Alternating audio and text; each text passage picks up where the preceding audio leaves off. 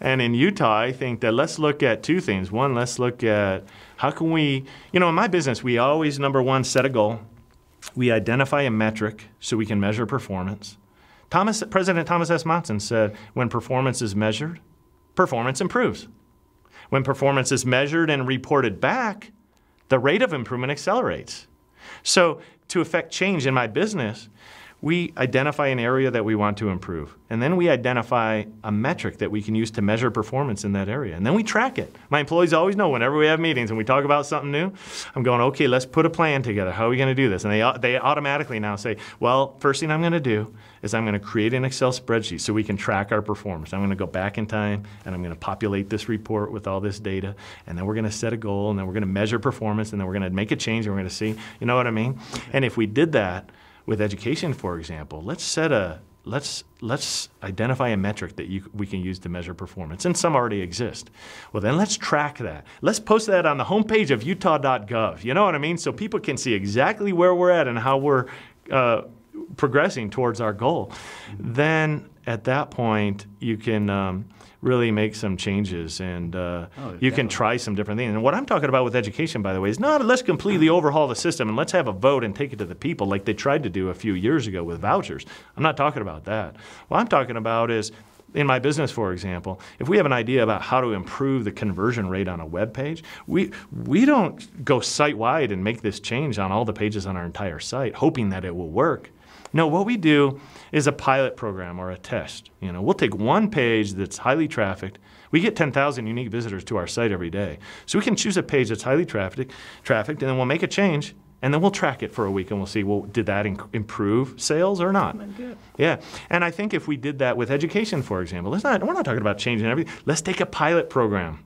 And let's just take one fifth grade class out of the elementary school and let's find an entrepreneurial-minded educator or get bids like the military does and get contracts, give them a contract, specify, outline the criteria, and then say, what can you do this for? To educate these 30 kids. This is how we're measuring your performance. And let them go for a year at it. And we'll get feedback from the parents and we'll get feedback from the students and we'll test the students and we'll measure and compare them with the other 3 fifth grade classes in that elementary school, and then we'll see if it works. And if it works on my website, we don't all of a sudden go, no, we just expand the test and we do it to several other pages. And then finally, once it's proven itself, then we expand it. Imagine if they did that with healthcare. You know what I mean? We could test this idea in certain cities, test it in maybe a state, But anyways, I think that if we were to do something like that with education, for example, we could try out some things and we could discover with not the government saying, here's a solution. We put a think tank together, of 25 great minds. No, let the entrepreneurs do it. Let the free market system fix it. Well, that sounds great. Now, your employees, do they get recognition or do they get some kind of pay increase if they come up with innovative ideas or if they increase their work performance? How do you motivate your employees? Well, that was a trick. I never really wanted to manage people in my business. I was a computer programmer, and I like to sit in my office and do my own thing, you know what I mean? But I struggled for a while there managing employees and figuring that out. And I finally came to the realization that, you know what?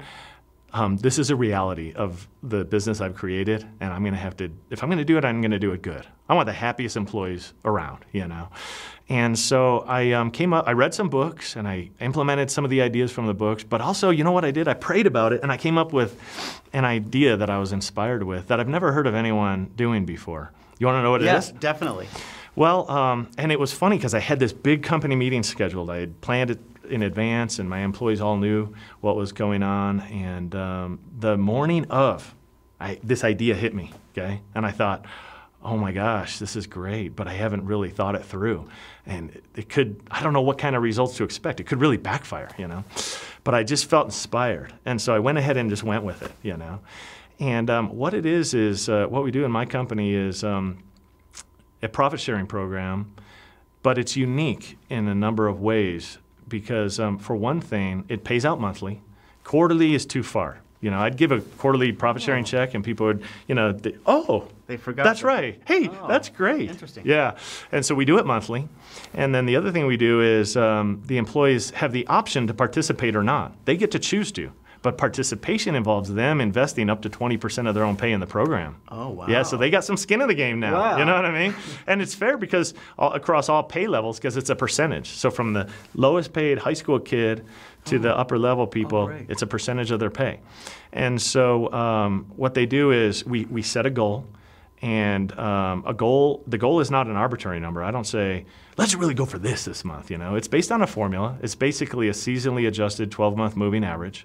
Okay, so a goal is set, and then we work towards it. And every day what we do is we have this whiteboard, and we set the goal over here, and we draw a straight line, and then we plot every day how we're coming. So on a daily basis, they can come in, the employees can see exactly where we're at on working towards our goal. If we reach our goal, they break even, so they don't lose money and they don't make anything. And if we miss our goal, they can actually lose money. But if we exceed our goal, then they can make money, you know. And so anyways, I wasn't quite sure how it would work, okay?